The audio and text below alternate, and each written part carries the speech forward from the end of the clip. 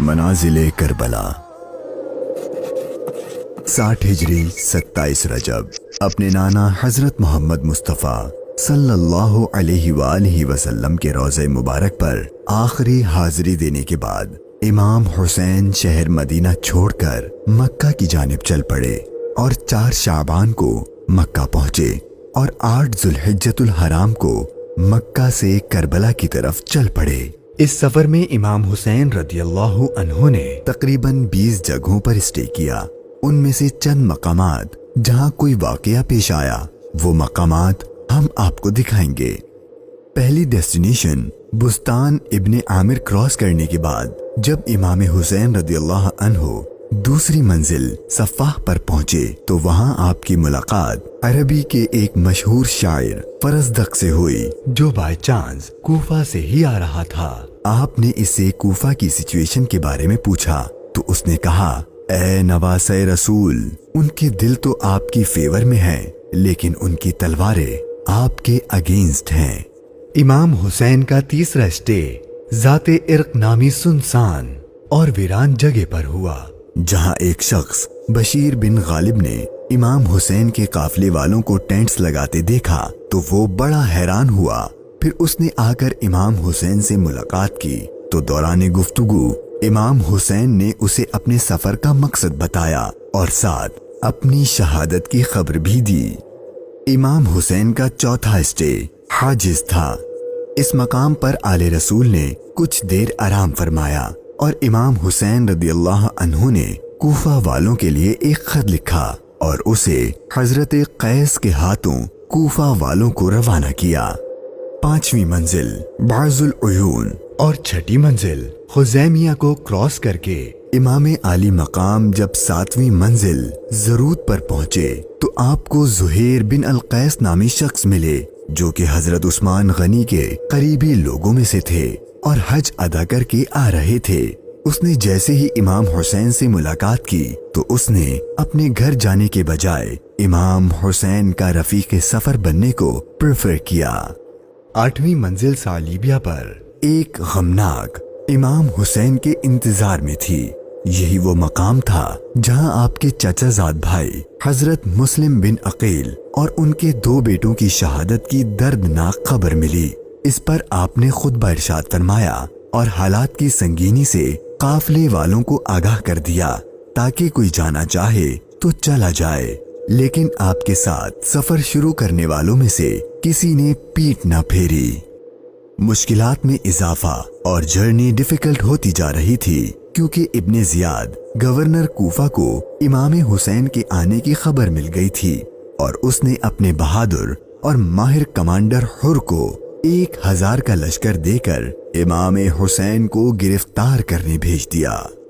इमाम हुसैन जुहाला, बतने उकबा और शराफ से गुजरने के बाद जब 12वीं मंजिल सुरात पहुंचे तो आपका सामना हुर और उसके 1000 के लश्कर से हुआ। इस रेगिस्तानी इलाके में हुर और उसके लश्कर वालों का प्यास से बुरा हाल हो चुका था और उनके पास पानी भी नहीं था तो इमाम हुसैन ने उनको अपने हाथ से पानी पिलाया। फिर आपने उनके सामने तकरीर की और जब आप जोहर की नमाज पढ़ने के लिए खड़े हुए तो आपके काफिले वालों के साथ हुर के लश्कर ने भी आपके पीछे नमाज पढ़ी। 13वीं मंजिल कादसिया, ये है टर्निंग पॉइंट। इमाम हुसैन रदियल्लाहु अन्हु को जाना तो कूफा था लेकिन आपने रास्ता तब्दील कर दिया और आप करबला की तरफ चलना शुरू हो गए। इमाम हुसैन अपनी मंजिल शहादत की तरफ सफर करते हुए मुगीसा, उज़ीबुल हिजानात, बैदा और जू हुसम के बाद जब 18वीं मंजिल कसरे बनी मुकातिल पर पहुंचे तो शाम हो चुकी थी। आपने रात यहीं गुजारी और सुबह जब इमाम हुसैन यहाँ से रवाना हुए तो आपकी जबान पर इन्ना लिल्लाही व इन्ना इलैहि राजिऊन के कलिमात जारी थे। आपके बेटे अली अकबर ने आपसे ये कलिमात पढ़ने की वजह पूछी तो आपने फरमाया कि बेटा, मैंने अभी ख्वाब देखा है और उसमें हमें शहादत की खबर दी गई है। तो आपके शहजादे ने पूछा कि ऐ बाबा जान, کیا ہم حق پر نہیں ہیں؟ تو امام حسین نے فرمایا کیوں نہیں؟ تو آپ کے شہزادے نے بہادری سے جواب دیا کہ پھر موت سے کوئی ڈر نہیں۔ امام حسین کا سفر شہادت، سفر بقائے اسلام اپنے اینڈ کو پہنچنے لگا تھا۔ بس 2 اسٹاپ باقی تھے اور وہ ساری باتیں حقیقت ہونے والی تھیں جو بچپن سے آپ کی شہادت کے بارے میں مشہور تھیں۔ امام حسین جب اپنی سیکنڈ لاسٹ منزل نینوا پر پہنچے تو آپ کی آنکھوں کے سامنے بھی وہ سارا منظر گھومنے لگا جو آپ اپنے والد سے سنا کرتے تھے۔ ابھی امام نے تھوڑا ہی فاصلہ طے کیا تھا، ایک ریگستان میدان نظر آیا اور ابھی وہ سارا قیامت خیز منظر آپ کی نظروں میں گھوم ہی رہا تھا کہ ہر اپنے لشکر کے ساتھ ایک بار پھر آپ کے سامنے آ گیا اور اس نے بتایا کہ گورنر کوفہ ابن زیاد نے مجھے خط دیا ہے کہ آپ جس جگہ پر ہوں وہیں آپ کو روک لوں اور آپ کو ایک ایسی جگہ پر ٹھہراؤں جہاں پانی وغیرہ کچھ بھی نہ ہو۔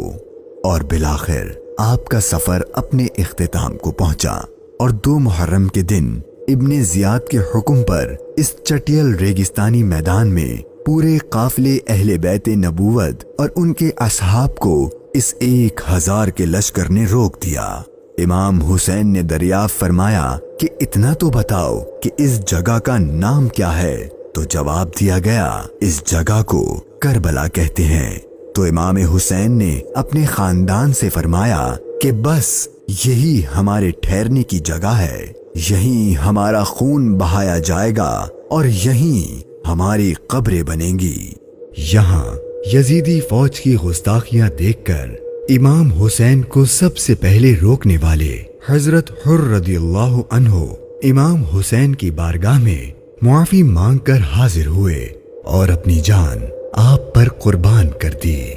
یہی کربلا کا میدان آپ کے طویل سفر کی 20ویں اور آخری منزل تھی، اور 8 دن بعد اہل بیت اطہار پر ظلم و ستم کر کے آپ پر اور اہل بیت پاک پر پانی بند کر کے آپ کے ساتھیوں کو بھوک اور پیاس کی حالت میں شہید کر دیا گیا۔